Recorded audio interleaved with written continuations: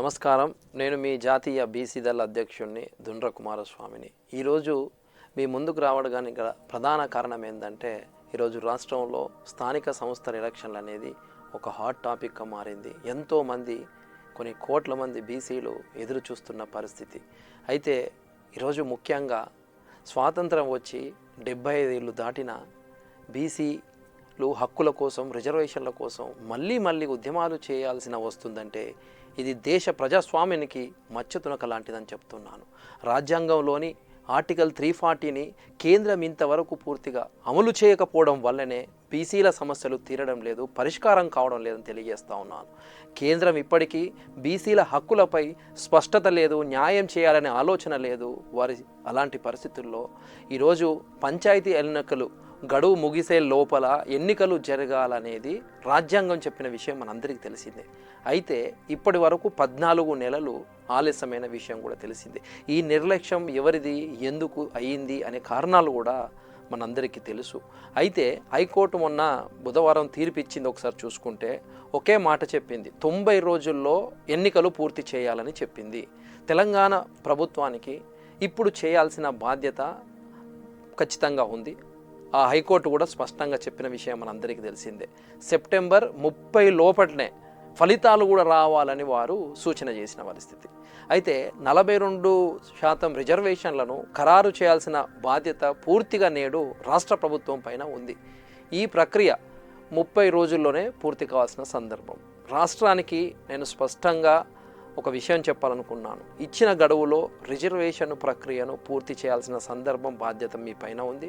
30 రోజుల లోపు పంచాయతీ ఎన్నికలు నిర్వహించాలి. అంటే జూలై 21 నుంచి పార్లమెంటు సమావేశాలు మొదలవుతున్నాయి, మనందరికీ తెలిసిందే.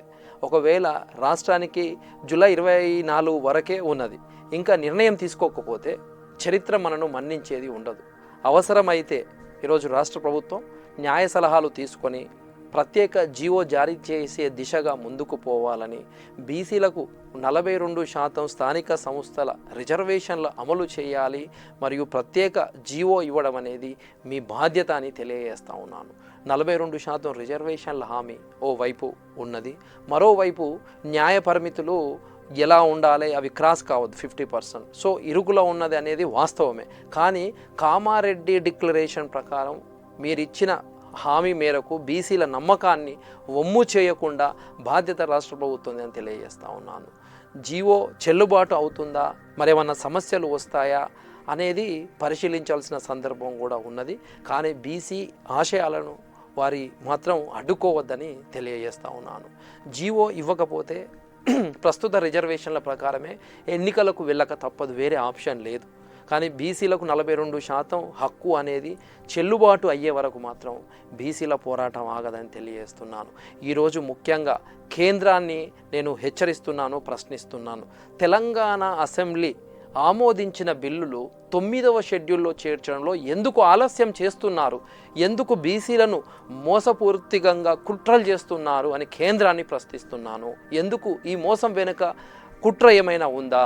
ఈరోజు తెలంగాణ రాష్ట్ర బీజేపీ ఎంపీలు, కేంద్ర మంత్రులు అయిన బీసీ అని చెప్పుకునే బండి సంజయ్ గారు ఎక్కడ నిద్రపోతున్నారు? లక్ష్మణ్ గారు, ఈటల రాజేందర్ గారు, అరవింద్ గారు, మీరు ఎక్కడ ఉన్నారు? మౌనంగా ఎందుకుంటున్నారు?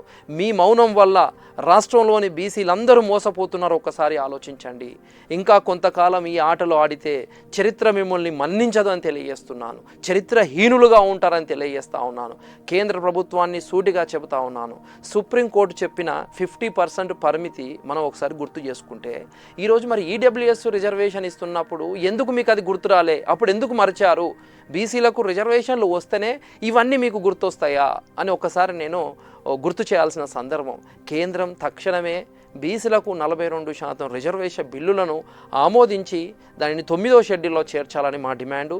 ఇది బీసీలకు రాజ్యాంగంగా వచ్చిన హక్కు. ఇది చేయకపోతే కేంద్రానికి చారిత్రక పరాజయం ఎదురవుతుందని నేను హెచ్చరిస్తూ ఉన్నాను. పార్లమెంటులో బిల్లులు ఆమోదించడం అసాధ్యమని సాకులు చెప్పేవారికి రానున్న ఎలక్షన్లలో ఓటుతో మాత్రమే మేము సమాధానం చెబుతానని ఒకసారి హెచ్చరిస్తూ ఉన్నాను. కేంద్రం మీ బాధ్యత మరల గుర్తు చేసుకోండి.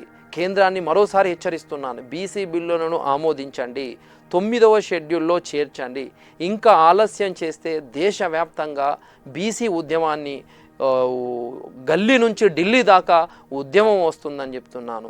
ఈరోజు మోడీ బీసీ అని చెప్పుకునే మోడీ ఈరోజు ప్రత్యేక మంత్రిత్వ శాఖ అయ్యాలి. కులగణన చేస్తా అంటారు, షెడ్యూల్ విడుదల చేశారు, ఇంతవరకు దాన్ని ఆలస్యం చేయడంలో ఏంది? డీలిమిటేషన్ వల్ల కొంత ఇబ్బందులు మేము ఎదుర్కోవాల్సిన సందర్భం కూడా ఉంది. ఈరోజు కేంద్ర ప్రభుత్వం ఏ విషయంలో కూడా బీసీలకు అండగా నిలబడిన పరిస్థితులు దాఖలాలు లేకపోవడం చాలా బాధాకరమని, ఇప్పటికైనా మీరు వెంటనే బీసీలకు న్యాయపరంగా దక్కాల్సిన హక్కులు దక్కే విధంగా మీరు కృషి చేయాలని, లేకుంటే మాత్రం రానున్న ఎన్నికల్లో మీకు బుద్ధి చెప్పాల్సిన సందర్భం కూడా వస్తుందని హెచ్చరిస్తున్నాను. తస్మత్ జాగ్రత్త.